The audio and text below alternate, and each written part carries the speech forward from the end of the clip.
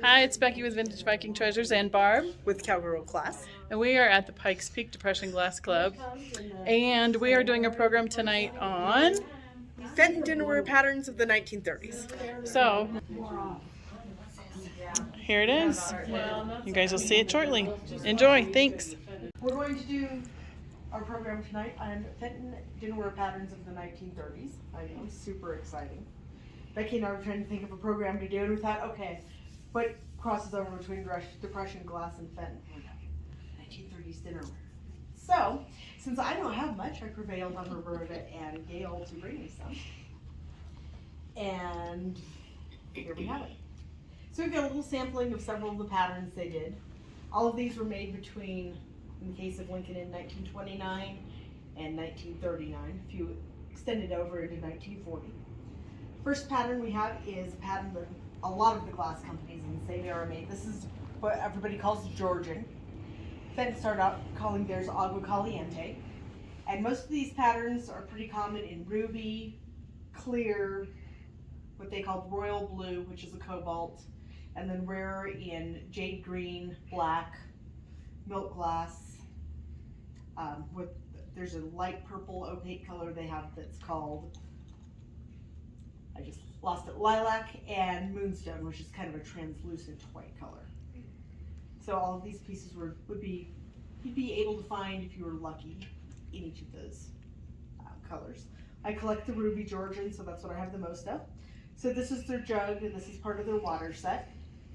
And that one comes in a really nice deep ruby, which is fairly unusual for Fenton. They tended to make more of an amberina colored ruby. These are the water glasses in that. And that's what would normally go with that jug. This is considered the footed sherbet. And it looks quite a bit different than their flat sherbet. There's also several other pieces I don't have. And then these are the dinner plates. You'll see some other manufacturers that did the dinners as well. Fenton's have a relatively small pattern area compared to the large middle section, so that's an easy way to tell if you're looking at some Georgian in the store. Next pattern I don't have a lot of examples of is Elizabeth. This is typical of the pattern. It's got the fancy edge with a little 3-bump corner. Square pattern, which is typical of the 30s.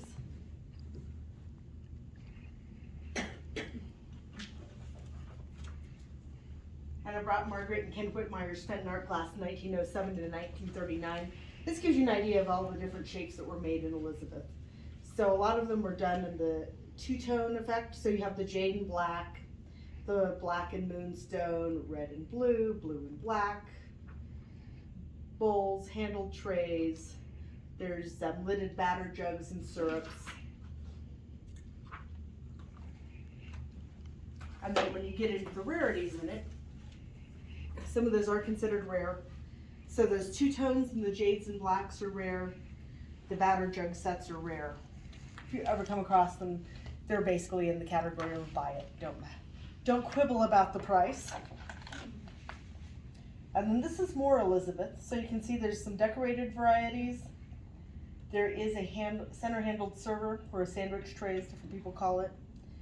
There's sets of blue with cuttings on them, which is very unusual. And then a lot of the blue and red and blue that are super hard to find. Next pattern that it turns out none of us had the regular dinnerware in is Sheffield. Sheffield is Fenton's rib pattern, and they've continued making different pieces in production of this. Lots of vases and bowls, off and on throughout until they closed in 2011. So this is one of their square plates. This particular color is called Mermaid Blue, but Sheffield's pretty easy to identify by the ribbed pattern on it. And this once again came in all the bright colors. The other pattern I didn't mention in these, it comes in amber as well, and I did have one of those, and I didn't bring the goblet that shows that tonight. So in Sheffield, most of your pieces are going to be round, but there are some square pieces as well. And I can't think of anything else we were going to say about Sheffield, can you? You're going to buy it? You're going to buy any of the dinnerware you find? There, yes, that's what I was going to say. You got it.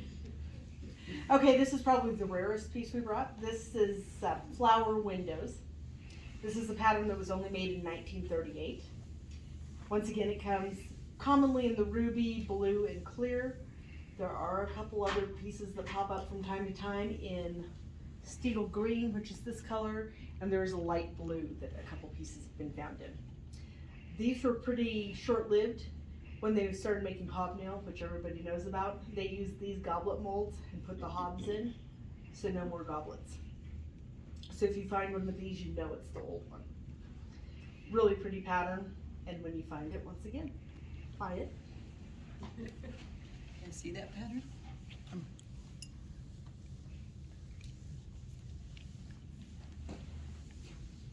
Probably the one we have the most examples in here is Lincoln Inn. Lincoln Inn is one of Fenton's most prolific patterns. They did this from 1929 up until the early 40s. The one you can find the most pieces in is the clear. So they did all the general table setting pieces in it, but the clear also has a 4-part relish.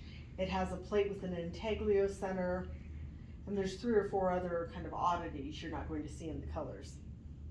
The ruby and the blue are probably the second most prevalent colors.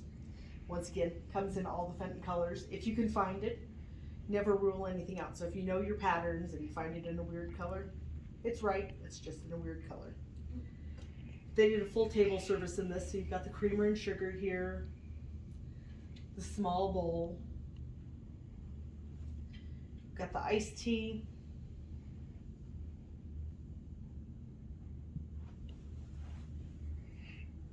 the water goblet,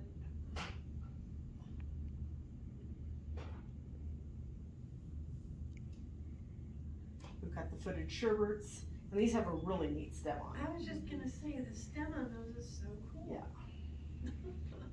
And if you come up here and look later, there's really a variety in the blue. It's all what Fenton called the royal blue, but there is quite a bit of a difference. You can probably see it in this. The water goblet is almost a turquoise tint to it, whereas the iced tea is really a dark, dark blue. Is the iced tea just a thicker glass and that's why it seems darker than the water goblet, or? Even on the foot, you can see there's a little bit different in the color. That's just because they changed batches and they might have got a little bit more of one chemical or another in. This, I believe, is this the chop plate in this? Or a sandwich, Or a sandwich? And then this is, I believe this is the lunch. the salad. Is It's it the 8 salad or the inches. luncheon? It's the salad. I didn't know there were luncheons. I was thinking there were luncheons in this. Well, if there are, I don't have them. Okay. We should remedy that. Yes. Yeah. Next pattern over is Plymouth. Plymouth is typified. It has this long rectangle topped by the short square with a little dot inside of it. And this is pretty common in the same colors we've been talking about. It also was made in French opalescent, which is Fenton's white opalescent, meaning goes to the white color on the clear. So this is the cocktail shaker. It came out right as Prohibition was repealed.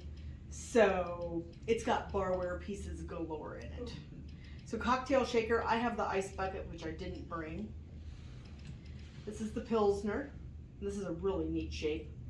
You'll find a lot of these as vases. And you're like, yeah, not a vase. You get your drink out of that one too. This is the water in it.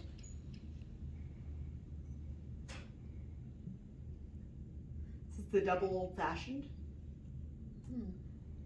You'll also find this in the regular old fashioned, which is shorter, obviously.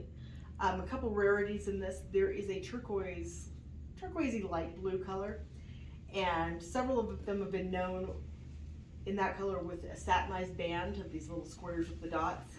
I found one I have that is the glossy all the way top to bottom.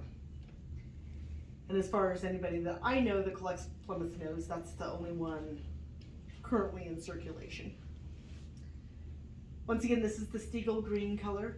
This is a hard to find color in any of those.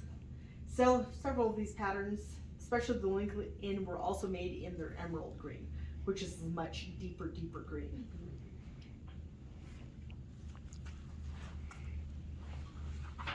also at Whitmans, they do go through pattern by pattern and give you dates and give you an idea of all the shapes that were made in the different patterns. So like as you can see, I just brought a very few pieces out of the Georgian. This gives you an idea of what all is available in Lincoln Inn. And then this is some of the crystal that has the integlo fruit in the center. Plymouth with one of the really cool Art Deco type ads. There is a basket that's made in Plymouth. One piece that I've never seen that's pretty neat, they have a little jigger in Plymouth. And that's a hard to find piece. Some of the Plymouth as well, you're going to see with what they call the Ming etch, or some of the other etches. I know we've talked a little bit about those before. The Ming's the one that kind of looks like a sponge type effect. And then this is Tom Smith's Rarities book. So this is where we're looking at the Elizabeth pattern. The flowered windows, pretty much all of which is considered rare because it was made for such a short period of time. One pattern that is not a full dinnerware line is Franklin. That's another barware line. The Georgian again. Lots of different pieces that you don't see very often. And that pretty much sums up Fenton dinnerware patterns of the 30s. Anybody have any questions, comments?